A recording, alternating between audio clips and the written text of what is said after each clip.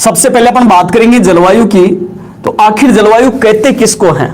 जलवायु दोस्तों ये एक शब्दावली होती है जिसको कहते हैं मौसम। पहले मैं आपको मौसम समझा देता हूं, उसके बाद में बात जलवायु की करूंगा। दोस्तों मौसम कहा जाता है वायुमंडल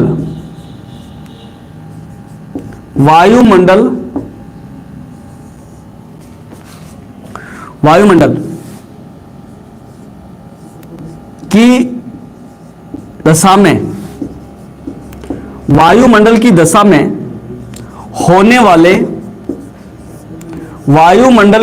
में होने वाले दैनिक उतार चढ़ाव।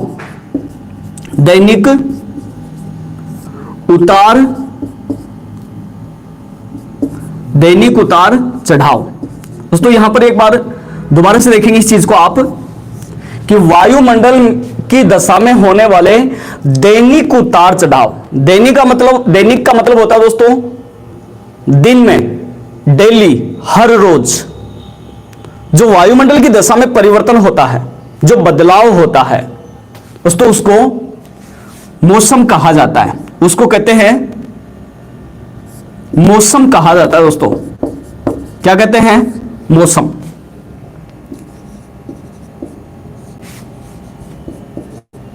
मौसम कहा जाता है। पहले मैंने आपको मौसम की परिभाषा बताई है, एक बार दोबारा से देखेंगे। वायुमंडल की दशा में होने वाले दैनिक उतार चढ़ाव को मौसम कहा जाता है। क्या कहते हैं? मौसम। बिल्कुल दोस्तों, ये वायुमंडल की मौसम जो है, ये वायुमंडल की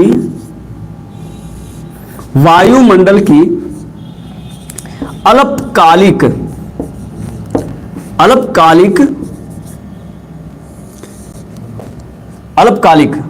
या अल्पकालीन घटना होती है। दोस्तों बिल्कुल अल्पकालीन घटना होती है। दोबारा से देखेंगे, वायुमंडल की अल्पकालीन घटना दोस्तों मौसम कहलाती है।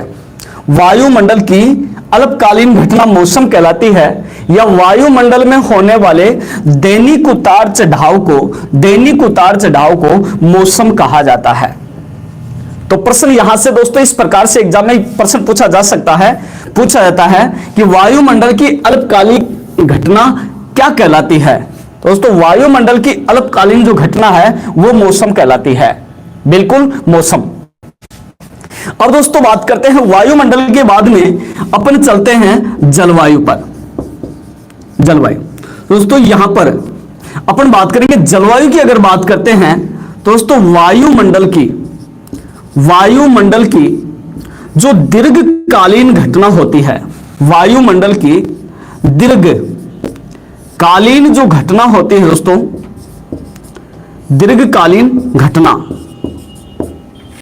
वायुमंडल की दीर्घकालीन घटना जो है जलवायु कहलाती है।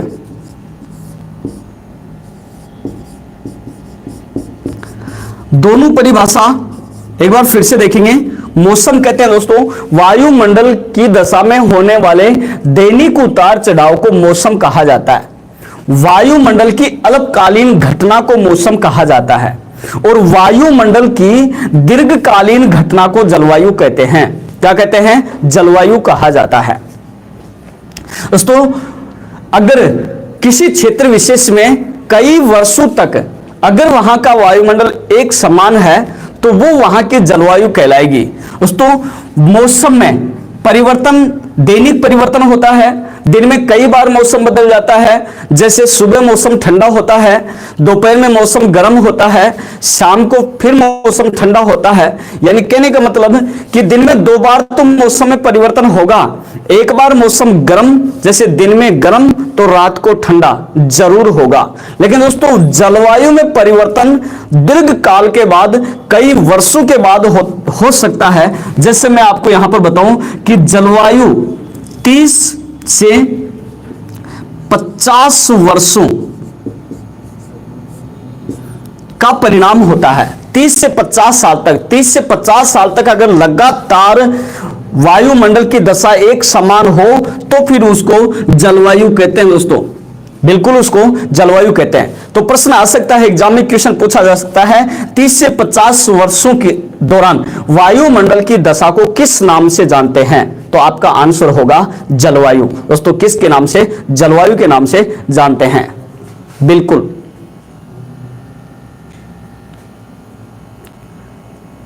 हाँ, देखते हैं आगे दोस्तों। अब अपन बात करेंगे कि जलवायु में 30 से 50 वर्षों के दौरान परिवर्तन हो सकता है। जलवायु 30 से 50 वर्षों का परिणाम है। दोस्तों इस जलवायु को प्रभावित करने वाले कारक कौन से हैं जो एग्जाम में पूछे जाते हैं? बात करेंगे जलवायु को प्रभावित करने वाले कारक। जलवायु को प्रभावित करने वाले कारक।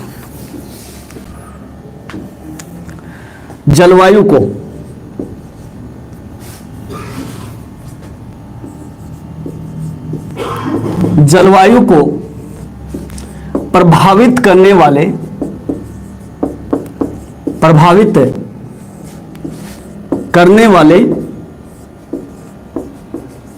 कारक। जलवायु को प्रभावित करने वाले कारक जो सबसे ज्यादा एग्जाम में पूछे जाते हैं, जलवायु को प्रभावित करने वाले कारक। दोस्तों बहुत ही इंपॉर्टेंट टॉपिक है जलवायु को प्रभावित करने वाले कारक। Affecting factors of climate. Affecting factors of climate, जलवायु को प्रभावित करने वाले कारकों की बात करते हैं। दोस्तों सबसे पहले जलवायु को प्रभावित करने वाला जो सबसे इंपॉर्टेंट कारक है वो है तापमान। यह जलवायु को प्रभावित करने वाला पहला महत्वपूर्ण कारक है तापमान, टेम्परेचर। दोस्तों नंबर 2, जलवायु को प्रभावित करने वाला दूसरा महत्वपूर्ण कारक है आर्द्रता, ह्यूमिडिटी, या इसको अपन कह सकते हैं वर्षा। यह भी जलवायु को प्रभावित करने वाला दूसरा महत्वपूर्ण कारक है। दोस्तों जलवायु को प्रभावित करने वाला तीसरा महत्वपूर्ण कारक है सूर्य की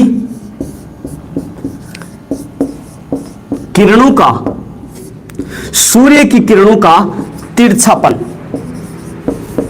सूर्य की किरणों का तिरछापन दोस्तों यह भी जलवायु को प्रभावित करने वाला महत्वपूर्ण कारक है। नंबर 4,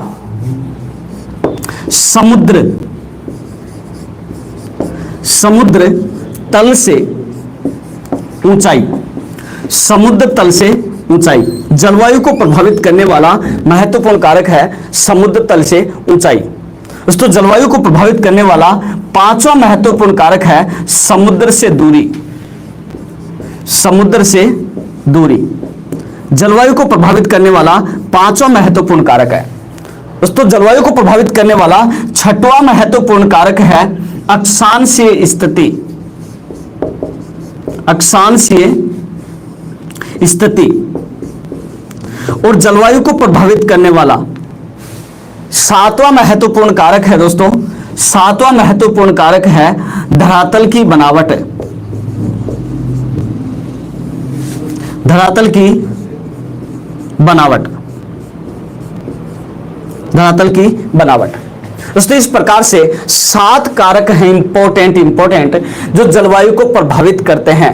जलवायु को प्रभावित करने वाले कारकों में नंबर 1 तापमान, नंबर 2 आर्द्रता या वर्षा, नंबर 3 सूर्य की किरणों का तिरछापन, नंबर 4 समुद्र तल से ऊंचाई, नंबर 5 समुद्र से दूरी, नंबर 6 अक्षांशीय स्थिति और नंबर 7 धरातल की बनावट। दोस्तों ये कारक परीक्षा में किस तरीके से पूछे जाते हैं देखते हैं।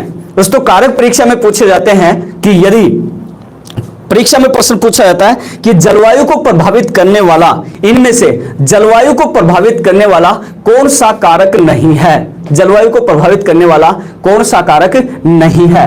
ऑप्शन इस प्रकार से नंबर 1 तापमान, नंबर 2 आर्द्रता, नंबर 3 सूर्य की किरणों का तिरछापन और नंबर 4 समुद्र। दोस्तों समुद्र जलवायु को प्रभावित करने वाला कारक नहीं है, समुद्र से दूरी जलवायु को प्रभावित करने वाला कारक है। इस प्रकार से क्वेश्चन एग्जाम में पूछा जा सकता है।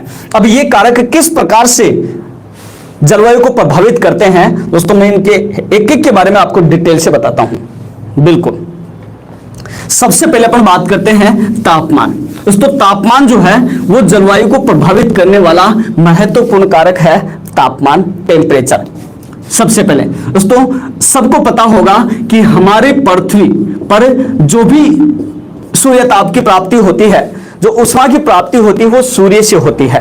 दोस्तों इसमें सूर्य की जो किरणें हैं, जहां पर सूर्य की किरणें सीधी होंगी, सूर्य की सूर्य की किरणें सीधी होंगी, जहां पर सूर्य की किरणें सीधी होंगी दोस्तों सबको पता है वहां पर गर्मी होगी। जहां पर सूर्य की किरणें सीधी पड़ती हैं वहां पर दोस्तों गर्मी पड़ती है। और जहां वर्ष भर सूर्य की किरणें सीधी पड़ती हैं वहां गर्मी पड़ती है। और जहां गर्मी पड़ती है दोस्तों वहां की जो जलवायु है उष्ण जलवायु होती है। वहां की जलवायु होती है उष्ण जलवायु। याद रखना, जहां साल भर सूर्य की किरणें सीधी पड़ती हैं वहां गर्मी पड़ती है, और जहां गर्मी पड़ती है वहां की जलवायु उष्ण जलवायु होती है दोस्तों, बिल्कुल उष्ण जलवायु।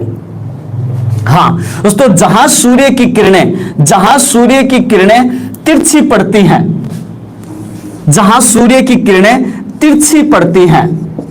तिरछी किरणें पड़ती हैं दोस्तों वहां पर सर्दी पड़ती है। जहां पर सूर्य की किरणें तिरछी पड़ती हैं वहां पर सर्दी पड़ती है। सबको पता होगा किरणें तिरछी होंगी तो सर्दी होगी, किरणें तिरछी होंगी तो सर्दी होगी। और जहां पर सर्दी होती है दोस्तों वहां की जलवायु शीत जलवायु होती है। जहां पर सर्दी होती है वहां की जलवायु कैसी होती है? शीत होती है। दोस्तों जिस क्षेत्र में साल भर सूर्य की किरणें सीधी पड़ती हैं, जिस क्षेत्र में साल भर सूर्य की किरणें सीधी पड़ती हैं उस क्षेत्र में गर्मी पड़ती है। और जिस क्षेत्र में गर्मी पड़ती है वहां की जलवायु उष्ण होती है।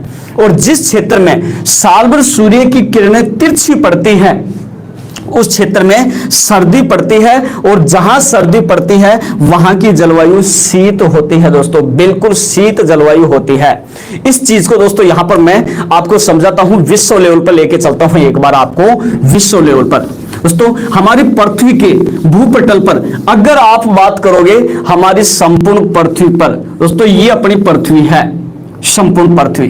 दोस्तों पृथ्वी के मध्य बीचों बीच एक रेखा गुजरती है जिसको कहते हैं 0 डिग्री अक्षांश, 0 डिग्री अक्षांश, या दोस्तों इसी को कहा जाता है भूमध्य रेखा, भूमध्य रेखा। इसी 0 डिग्री अक्षांश को कहते हैं भूमध्य रेखा या विषुवत रेखा। बिल्कुल 0 डिग्री अक्षांश को कहते हैं भूमध्य रेखा या विषुवत रेखा। दोस्तों इसके उत्तर की ओर चलते हैं तो 23.5 डिग्री उत्तरी अक्षांश या 23.5 डिग्री नॉर्थ को कहा जाता है कर्क रेखा, बिल्कुल कर्क रेखा कहते हैं इसको। चलते हैं दक्षिण की ओर, 23.5 डिग्री दक्षिणी अक्षांश, 23.5 डिग्री दक्षिणी अक्षांश यानी कि साउथ में जो रेखा है उसका नाम है मकर रेखा, मकर रेखा।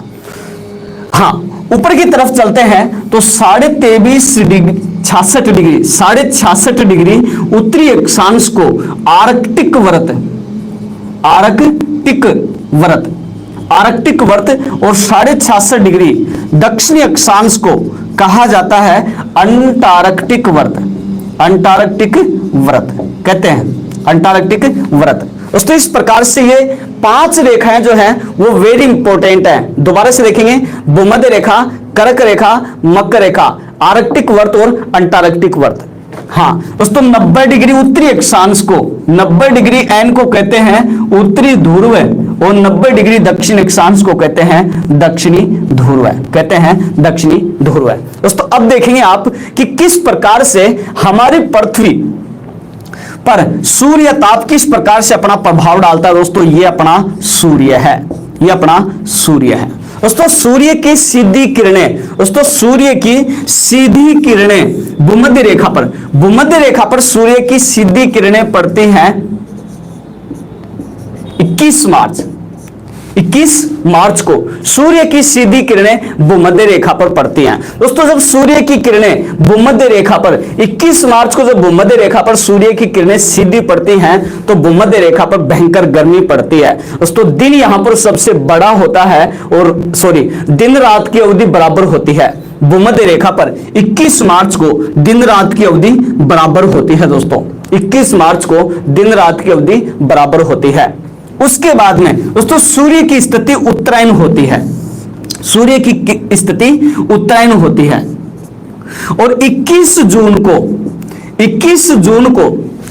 जून को सूर्य की सीधी किरणें कर्क रेखा पर पड़ती हैं। 21 जून को सूर्य की किरणें कर्क रेखा पर सीधी पड़ती है दोस्तों, बिल्कुल कर्क रेखा पर सीधी पड़ती हैं। और जब कर्क रेखा पर सूर्य की किरणें सीधी पड़ती हैं, कर्क रेखा पर सूर्य की किरणें सीधी पड़ती हैं दोस्तों, कर्क रेखा पर आसपास के क्षेत्र में भयंकर गर्मी पड़ती है। कर्क रेखा पर दिन होता है बड़ा और रात होती है छोटी, दिन बड़ा होता है और रात छोटी होती है दोस्तों। उसके बाद में सूर्य की स्थिति वापस दक्षिणायन हो जाती है, वापस सूर्य की स्थिति दक्षिणायन होती है और 23 सितंबर को पुनः सूर्य की किरणें 23 सितंबर को पुनः सूर्य की किरणें भूमध्य रेखा पर सीधी पड़ती हैं दोस्तों। जैसे ही 23 सितंबर को सूर्य की किरणें भूमध्य रेखा पर सीधी पड़ती हैं, 23 सितंबर को पुनः दिन रात की अवधि बराबर होती है, दोबारा दिन रात की अवधि बराबर होती है दोस्तों। उसके बाद में सूर्य की स्थिति दक्षिणायन होती है, सूर्य की स्थिति दक्षिणायन होती है और 22 दिसंबर को सूर्य की सीधी किरणें मकर रेखा पर पड़ती हैं। 22 दिसंबर को पुनः सूर्य की किरणें मकर रेखा पर सीधी पड़ती हैं। और दोस्तों जब सूर्य की किरणें मकर रेखा पर सीधी पड़ती हैं 22 दिसंबर को, तो मकर रेखा पर याद रखना दिन होता है बड़ा और रात होती है छोटी। मकर रेखा पर भयंकर गर्मी पड़ती है और उत्तरी गोलार्ध में सर्दी पड़ती है, उत्तरी गोलार्ध में शीत ऋतु होती है क्योंकि किरणें उत्तरी गोलार्ध में तिरछी पड़ती हैं। उसके बाद में 22 दिसंबर के बाद में दोस्तों फिर से सूर्य की स्थिति उत्तरायण होती है। 22 दिसंबर के बाद में फिर से सूर्य की स्थिति उत्तरायण होती है और पुनः 21 मार्च को पुनः सूर्य की स्थिति भूमध्य रेखा पर होती है और दिन रात की अवधि बराबर होती है बिल्कुल। उसके बाद में इस प्रकार से दोस्तों हमारा जो सूर्य है वो साल भर इन 3 रेखाओं के बीच में सूर्य की किरणें सीधी पड़ती हैं। 3 रेखाओं के बीच में साल भर सूर्य की किरणें सीधी पड़ती हैं और दोस्तों इसलिए यही कारण है इन तीनों रेखाओं के बीच में, कर्क रेखा और मकर रेखा के बीच में दोस्तों उष्ण ताप कटिबंध पाया जाता है। यहां पर एक बार दोबारा से देखें आप दोस्तों, मैंने आपको बताया था कि जहां गर्मी ज्यादा पड़ेगी, जहां सूर्य की किरणें सीधी पड़ती हैं वहां गर्मी पड़ती है और जहां गर्मी पड़ती है वहां की जलवायु उष्ण प्रकार की होती है, वहां की जलवायु उष्ण प्रकार की होती है। चलते हैं उत्तर की ओर दोस्तों। उत्तर की ओर अगर हम बात करें तो आर्कटिक वर्त और अंटार्कटिक वर्त से लेकर के ध्रुवों की तरफ सूर्य की किरणें तिरछी पड़ती हैं। इधर सूर्य की किरणें तिरछी पड़ती हैं आर्कटिक और अंटार्कटिक ध्रुव से लेकर के ध्रुव तक सूर्य की किरणें तिरछी पड़ती हैं। और जब सूर्य की किरणें तिरछी पड़ती हैं तो दोस्तों सबको पता होगा कि किरणें तिरछी पड़ेंगी तो सर्दी पड़ेगी। मैंने आपको पहले भी बताया है कि किरणें होंगी तिरछी तो सर्दी पड़ेगी और सर्दी पड़ेगी तो वहां की जलवायु शीत होगी। इसलिए दोस्तों इसको कहते हैं शीत कटिबंध। तो ध्रुवों पर कौन सा कटिबंध होगा? शीत कटिबंध। ध्रुवों पर होगा शीत कटिबंध, बिल्कुल शीत कटिबंध। अब दोस्तों यहां इन दोनों रेखाओं के बीच में 23.5 नॉर्थ से 66.5 नॉर्थ, कर्क रेखा और आर्कटिक रेखा के बीच में, मकर रेखा और अंटार्कटिक के बीच में 6 महीने गर्मी और 6 महीने सर्दी पड़ती है और शीत और उष्ण दोनों को मिलाकर के नाम दिया जाता है शीतोष्ण ताप कटिबंध।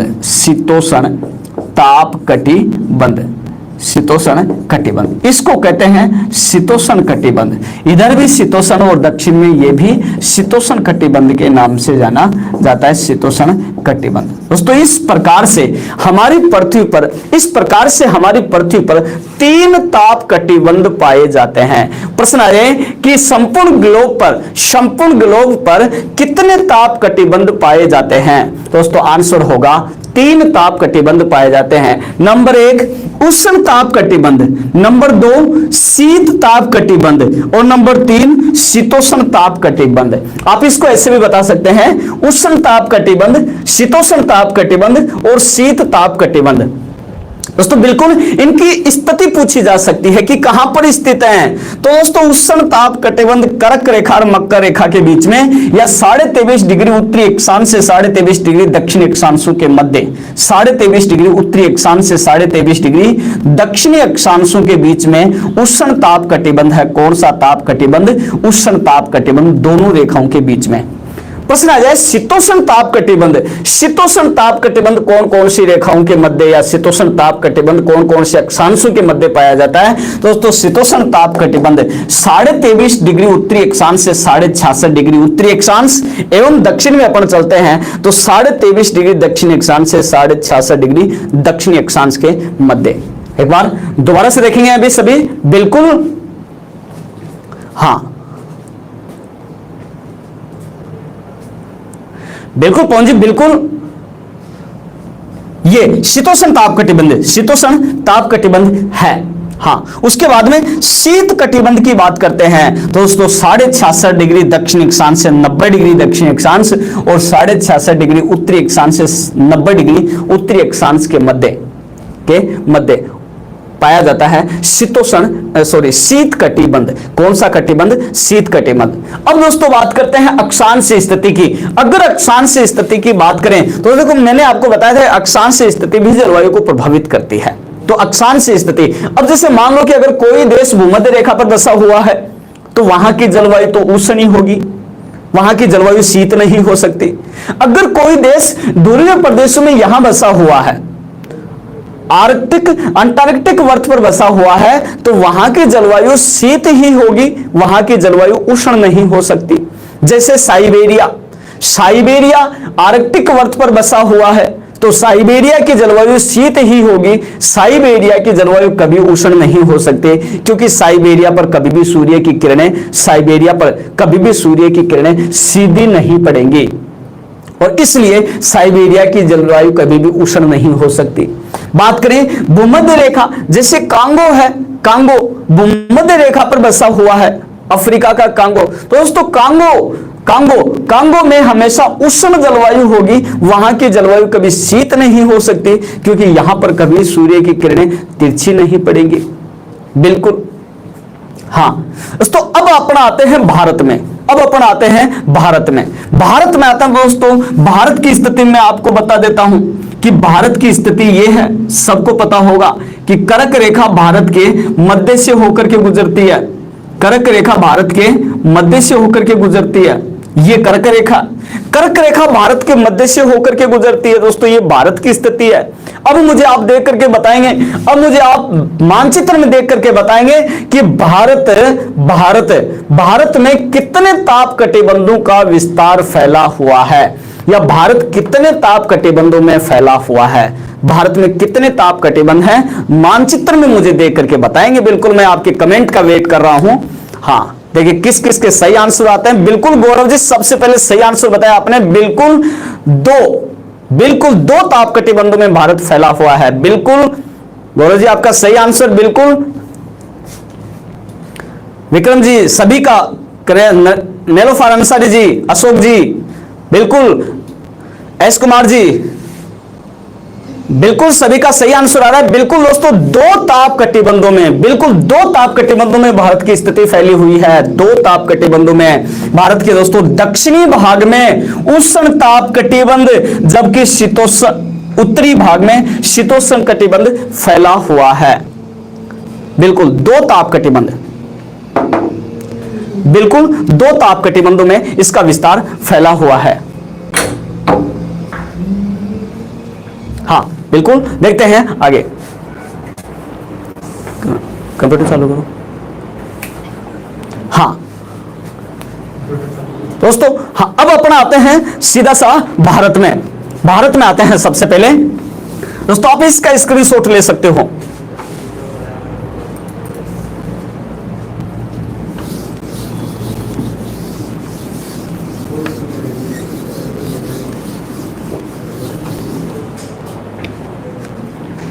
दोस्तों ये है अपना भारत।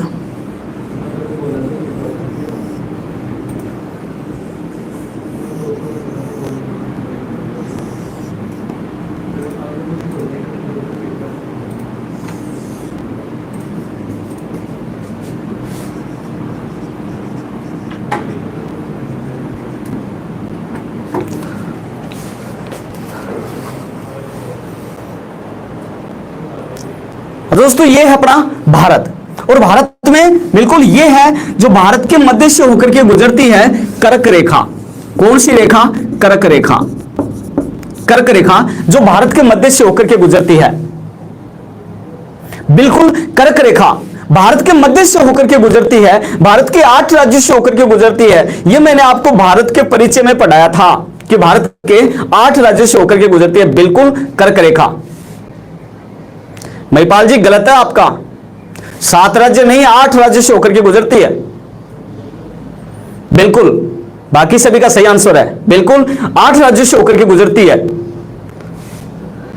कर्क रेखा। दोस्तों अभी मैंने आपको बताया है कि कर्क रेखा के दक्षिण में उष्ण, कर्क रेखा के दक्षिण में उष्ण ताप कटिबंध है। कर्क रेखा के दक्षिण में उष्ण ताप कटिबंध, उष्ण ताप कटिबंध, उष्ण कटिबंध है, जबकि कर्क रेखा के उत्तर में शीतोष्ण ताप कटिबंध है, शीतोष्ण कटिबंध, बिल्कुल शीतोष्ण कटिबंध।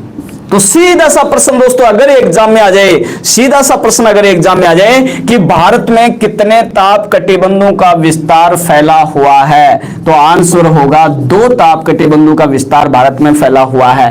प्रश्न आ जाए, प्रश्न आ जाए, प्रश्न आ जाए कि कर्क रेखा के दक्षिण में कौन सा ताप कटिबंध, तो उष्ण ताप कटिबंध। कर्क रेखा के उत्तर में कौन सा ताप कटिबंध, तो शीतोष्ण ताप कटिबंध। भारत में उष्ण व शीतोष्ण 2 ताप कटिबंधों का विस्तार फैला हुआ है, बिल्कुल। अब यहां पर देखेंगे, अब दोस्तों मुझे आप बताओगे कि भारत की जलवायु फिर कैसी हो सकती है, क्योंकि भारत में तो 2 ताप कटिबंध हैं, तो फिर भारत की जलवायु कैसी हो सकती है? भारत की जलवायु उष्ण हो या शीतोष्ण, क्योंकि भारत में तो 2 ताप कटिबंध हैं दोस्तों, बिल्कुल। फिर उसके बाद में अगला जो यहां पर लॉजिक काम करता है दोस्तों, वो है पर्वतों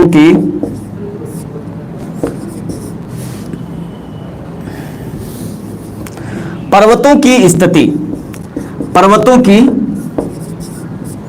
स्थिति, या जिसको अपन कह सकते हैं पर्वतों की दिशा, पर्वतों की स्थिति या पर्वतों की दिशा। दोस्तों अपने भारत में एक पर्वत है और उस पर्वत का नाम है हिमालय, उस पर्वत का नाम है हिमालय। दोस्तों हिमालय जो है, हिमालय भारत की जलवायु में अहम योगदान निभाता है।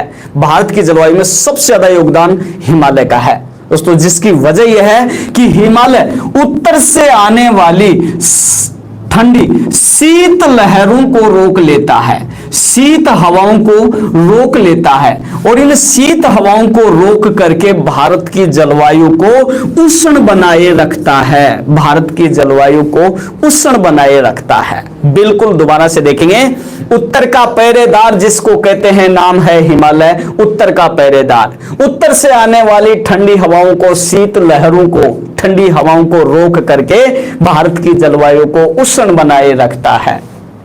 तो एक तो मैंने लॉजिक आपको पकड़ा दिया कि भारत की जलवायु कैसी हो सकती है, बिल्कुल। दोस्तों दूसरी भारत की जलवायु को प्रभावित करने वाली दूसरी स्थिति अगर अपन बात करें तो यहां पर पवने जो हैं दोस्तों, पवने भी जलवायु को प्रभावित करती हैं, पवने भी जलवायु को प्रभावित करती हैं। और दोस्तों पवनों की दिशा अपने इसको कह सकते हैं, पवनों की दिशा अपने इसको कह सकते हैं, और वो पवनों की दिशा अपने इसको कह सकते हैं कि भारत में एक पवन चलती है जिसका नाम है मानसूनी पवन। कौन सी पवने? मानसूनी पवने भारत में चलती हैं, मानसूनी पवने ये भारत में चलती हैं। दोस्तों मानसूनी पवने दोस्तों उन पवनों को कहा जाता है, मानसूनी पवने उन पवनों को कहा जाता है जो वर्ष में दो बार अपनी दिशा बदलती हैं, उन पवनों को कहा जाता है मानसूनी पवने। जो वर्ष में दो बार अपनी दिशा बदलती हैं उनको मानसूनी पवने कहा जाता है। बिल्कुल साल में दो बार। दोस्तों हमारे भारत में चलने वाली इन पवनों की स्थिति 6 महीने होती है ऐसे और 6 महीने होती है यूं। ये मैं आपको बड़ी डिटेल से समझाऊंगा, लेकिन 6 महीने होती है दक्षिण पश्चिम से उत्तर पूर्व की ओर और 6 महीने होती है उत्तर पूर्व से दक्षिण पश्चिम की ओर। और वे पवने जो मानसून के अनुसार, मौसम के अनुसार हवा में परिवर्तन कर लेती हैं, साल में दो बार बदलती हैं, उनको मानसूनी पवने कहते हैं। सबको पता होगा कि भारत में अधिकांशतः मानसूनी पवने चलती हैं। इन्हीं की वजह से भारत में मानसूनी पवनों की वजह से ही भारत में वर्षा होती है। इन्हीं की वजह से भारत में वर्षा होती है। जिस वर्षा को कहते हैं मानसूनी वर्षा को कहते हैं मानसूनी वर्षा। दोस्तों इसलिए मानसून जो है वो भारत की जलवायु को प्रभावित करता है। मानसून जो है वो भारत की जलवायु को पूर्णतः प्रभावित करता है। सबको पता होगा कि भारत की अर्थव्यवस्था मानसून का जुआ कहलाती है, क्योंकि भारत की अर्थव्यवस्था मानसून के ऊपर निर्भर है। ओम प्रकाश जी राम राम, जय श्री राम। क्लास में शुरू से आया करो और लास्ट तक देखा करो। बिल्कुल। तो जो मानसूनी जो पवने हैं ये भारत की जलवायु को प्रभावित करती है। मानसून भारत की जलवायु को प्रभावित करता है। क्यों? क्योंकि भारत की जो अर्थव्यवस्था है वो मानसून पर निर्भर है। दोस्तों ये जलवायु को प्रभावित करेगा तो जोड़ देते हैं। दोस्तों इस प्रकार से भारत की जलवायु हो जाती है उष्ण मानसूनी। दोस्तों भारत की जलवायु उष्ण मानसूनी है। भारत की जलवायु कैसी है? उष्ण मानसूनी। देवीलाल जी क्लास 11 बजे से स्टार्ट होती है, 2 घंटे क्लास रहेगी दोस्तों। 2 घंटे क्लास रहेगी मेरी, 11 से 12 और 12 से 1, और 2 घंटे मानसूनी पढ़ेंगे। जलवायु और जलवायु से रिलेटेड मानसून का टॉपिक 2 घंटे चलेगा दोस्तों। हाँ, तो यहां पर दोस्तों मैं आपको बता देता हूं यार, एक ही लाइन में प्रश्न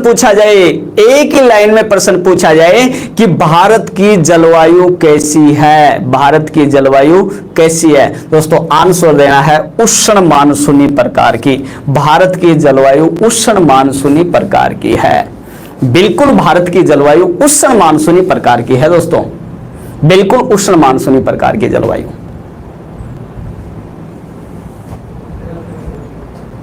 हाँ,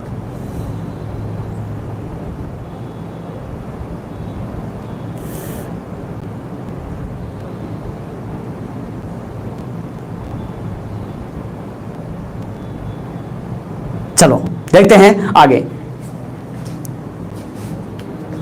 बिल्कुल दीपक जी, बिल्कुल दक्षिण पश्चिम मानसून से वर्षा होती है। मानसून तो भी आपको पढ़ाएंगे, अभी तो जलवायु की बात चल रही है। हाँ दोस्तों, अब जलवायु को प्रभावित करने वाला एक कारक मैंने आपको और बताया था, और वो जलवायु को प्रभावित करने वाला कारक है समुद्र तल से औसत ऊंचाई। समुद्र तल से ऊंचाई, समुद्र तल से ऊंचाई, समुद्र तल से ऊंचाई, समुद्र तल से ऊंचाई। दोस्तों बिल्कुल समुद्र तल से ऊंचाई की अगर बात करें तो आप देखेंगे कि जैसे माना कि ये समुद्र है, ये समुद्र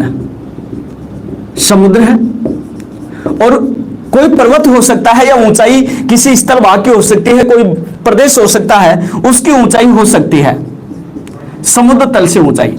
बताएंगे मुझे, सभी बताएंगे मुझे, कमेंट करके बताएंगे कि यदि समुद्र तल से ऊंचाई की ओर जाते हैं, ऊंचाई की ओर जाते हैं तो तापमान, ऊंचाई की ओर जाते हैं तो तापमान घटता है या बढ़ता है?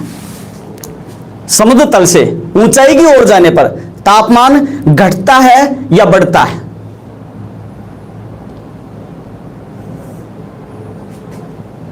शाहरुख खान जी बिल्कुल सही आंसर दिया। सबसे पहले आपने तापमान घटता है, बिल्कुल घटता है तापमान दोस्तों।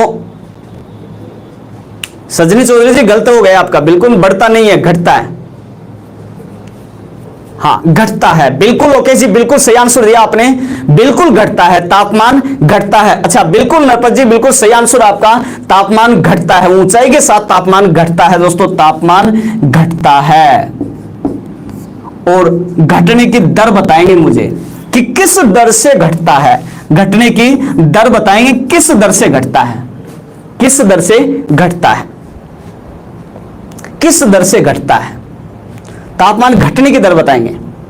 बिल्कुल सारिका जी बिल्कुल सही आंसर दिया आपने, 165 मीटर की ऊंचाई पर 1 डिग्री सेल्सियस। बिल्कुल विजयपाल जी बिल्कुल सही आंसर आपका, बिल्कुल दीपक जी हाँ 165 मीटर की ऊंचाई पर इसकी दर होती है दोस्तों 165 मीटर की ऊंचाई पर, 165 मीटर की ऊंचाई पर 1 डिग्री सेल्सियस, 165 मीटर बराबर 1 डिग्री सेल्सियस, बिल्कुल 1 डिग्री हाँ सेल्सियस टेम्परेचर घटता है, बिल्कुल घटता है दोस्तों। तो अब आप देख लो, अगर आप हिमालय में जाओगे, हिमालय की ऊंचाइयों पर, हिमालय में अगर आप जाओगे, जैसे जैसे ऊंचाई पर जाओगे तापमान घटेगा। इसलिए यही कारण है कि भारत का सबसे, यही कारण है कि भारत का सबसे ठंडा, भारत का सबसे ठंडा स्थान बताएंगे मुझे, भारत का सबसे ठंडा स्थान कौन सा है? भारत का सबसे ठंडा स्थान, भारत का सबसे ठंडा स्थान बताना है।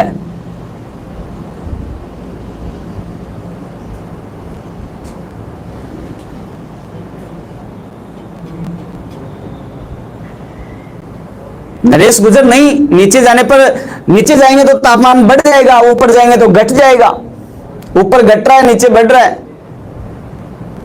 शिमला नहीं है लालाराम जी, लद्दाख, बिल्कुल अतुल पांडे जी ने सही पकड़ा है, बिल्कुल लेह लद्दाख जो है, बिल्कुल लेह लद्दाख जो है, लेह लद्दाख जो है ये भारत का सबसे ठंडा स्थान है, लेह लद्दाख दोस्तों, बिल्कुल भारत का सबसे ठंडा स्थान लेह लद्दाख, बिल्कुल लेह जिसको अपन कह सकते हैं लेह लद्दाख, भारत का सबसे ठंडा स्थान है लेह लद्दाख।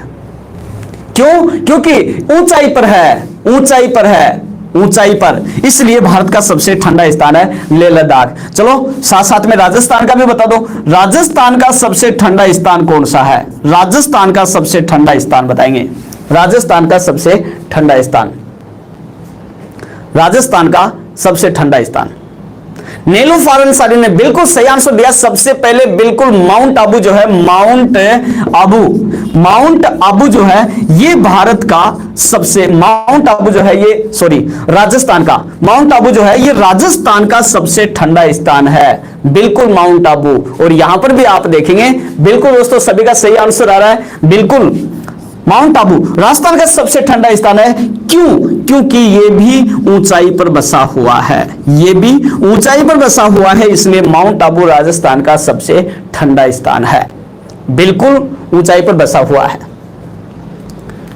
हाँ, तो ऊंचाई के कारण तापमान हमेशा गिरता है, हमेशा तापमान घटता है, तापमान घटने की दर 165 मीटर बराबर 1 डिग्री सेल्सियस। और यही कारण है कि अधिकांश ऊंचे क्षेत्र जो हैं वो ठंडे होते हैं। अब चलते हैं आगे दोस्तों, यहां पर एक चीज मैं आपको थोड़ा सा बता देता हूं, थोड़ा सा डीपली इस चीज को बता देता हूं मैं आपको। हाँ दोस्तों, तापमान घटने की ये जो दर है, तापमान घटने की जो दर है दोस्तों, इस दर को कहा जाता है सामान्य ताप पतन दर, सामान्य ताप पतन दर कहते हैं दोस्तों। तापमान घटने की जो दर है, तापमान घटने की जो दर है उस दर को कहते हैं सामान्य ताप पतन दर, normal temperature lapse rate, normal temperature lapse rate सामान्य ताप पतन दर कहा जाता है दोस्तों। ये सामान्य ताप पतन दर की जो दर है वो है 165 मीटर बराबर 1 डिग्री सेल्सियस तापमान, बिल्कुल। अब यहां पर एक चीज और बता देता हूं मैं आपको दोस्तों, ये है अब ये ऊंचाई के साथ तापमान घटना, दर नहीं आएगी यहां पर, ऊंचाई के साथ तापमान घटना, ऊंचाई के साथ तापमान घटना ताप विलोमता कहलाता है दोस्तों, विलोमता, ताप विलोमता, ताप विलोमता। दोबारा से देख लेना, दोबारा से देखना, तापमान, ऊंचाई के साथ तापमान घटने को ताप विलोमता कहते हैं, तापमान की विलोमता, इसको कहते हैं तापमान की विलोमता। और जो घटने की दर होती है उस दर को कहते हैं सामान्य ताप पतन दर। बिल्कुल, हाँ दोबारा से रणजीत जी बिल्कुल रिपीट कर रहा हूं, एक बार दोबारा से देख लेना। तापमान, ऊंचाई के साथ तापमान घटने की दर को कहा जाता है सामान्य ताप पतन दर। पतन का मतलब लेप्स होता है, गिरना होता है, सामान्य ताप पतन दर। और तापमान घटना, ऊंचाई के साथ तापमान घटना ताप विलोमता कहलाता है, ताप विलोमता। बिल्कुल, तो ये सभी जगह अधिकांशतः तापमान विलोमता पाई जाती है, तापमान की विलोमता पाई जाती है। अब यहां पर एक चीज और मैं आपको बता देता हूं कि बाय द वे ऐसा हो जाए कि किसी क्षेत्र में ऊंचाई के साथ तापमान घटने के बजाय तापमान बढ़ जाए, अगर किसी क्षेत्र में तापमान घटने के बजाय, ऊंचाई के साथ तापमान घटने के बजाय तापमान बढ़ जाए, दोस्तों उसको कहते हैं तापमान का व्युत्क्रमण, तापमान का व्युत्क्रमण, या दोस्तों इसी को कहते हैं ताप प्रतिलोमन, ताप प्रतिलोमन। दो चीजें एक बार दोबारा से देख लेना, दो चीजें दोबारा से देख लेना। यदि ऊंचाई के साथ, यदि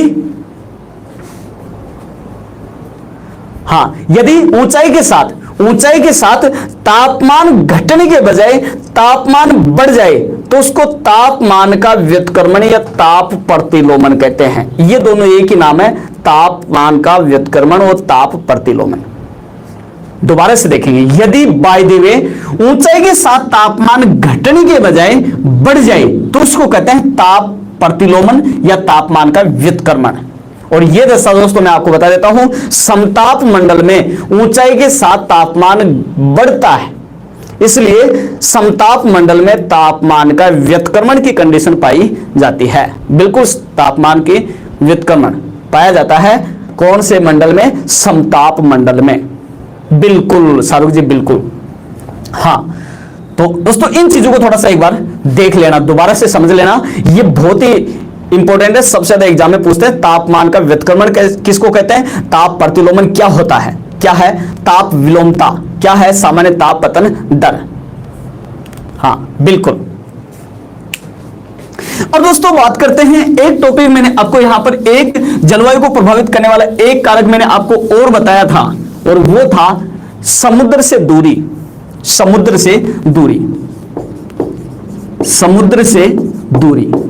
दोस्तों किस प्रकार से समुद्र से दूरी जलवायु को प्रभावित करती है देखते हैं। जैसे दोस्तों मान लो कि यह अपना भारत है, यह अपना भारत है, और भारत के इधर पश्चिम की तरफ इधर ये अरब सागर है, अरब सागर, ये अरब सागर है। तो ये समुद्र का तट है, ये समुद्र का तट है, ये तट है, किनारा है, ठीक। अब दोस्तों यहां समुद्र तट पर क्या होता है, समुद्र तट पर क्या होता है कि समुद्र जो है वो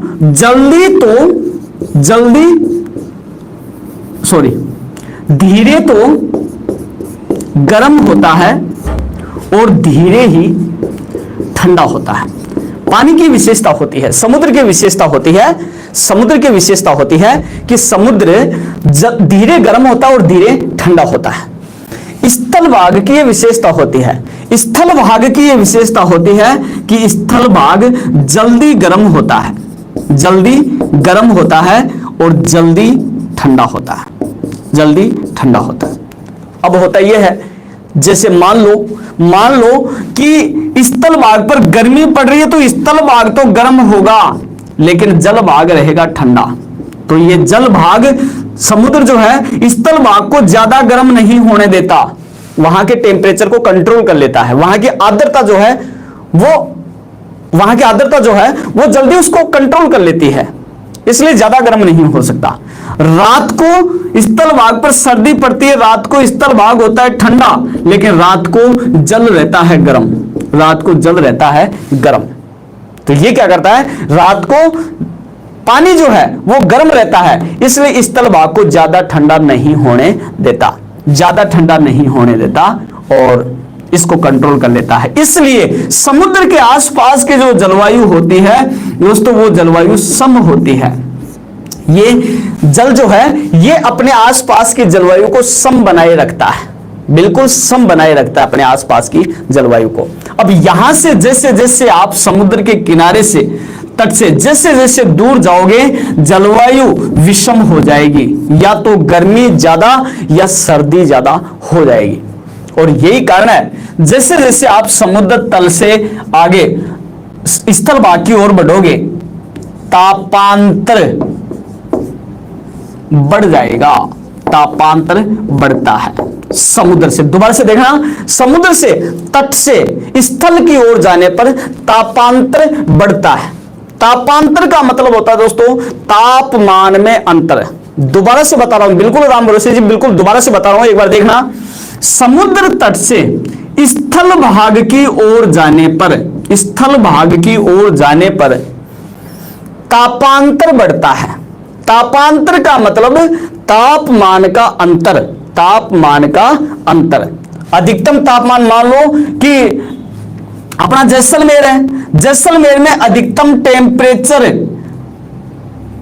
45 डिग्री सेल्सियस के 48 डिग्री सेल्सियस तक हो जाता है। दिन में तापमान, अधिकतम तापमान 48 डिग्री सेल्सियस, रात को तापमान एकदम से गिर जाता है 10 डिग्री सेल्सियस। दिन में 48, रात को 10, दोनों में अंतर कितना भाई, तो तापांतर हो जाएगा 38 डिग्री सेल्सियस का तापांतर, 38 डिग्री सेल्सियस का तापांतर। बिल्कुल दोस्तों, भारत में सबसे ज्यादा तापांतर, भारत में सर्वाधिक तापांतर जो है, भारत में सर्वाधिक तापांतर दोस्तों जैसलमेर में पाया जाता है। जैसलमेर राजस्थान में सर्वाधिक तापांतर पाया जाता है, सबसे ज्यादा तापांतर। बिल्कुल बाड़मेर में भी यही हालात है महिपाल जी, बिल्कुल सही। हाँ, और जैसे जैसे स्थल भाग की ओर आओगे तापांतर कम हो जाता है। तापांतर क्या हो जाता है, कम हो जाता है दोस्तों, बिल्कुल तापांतर कम हो जाता है।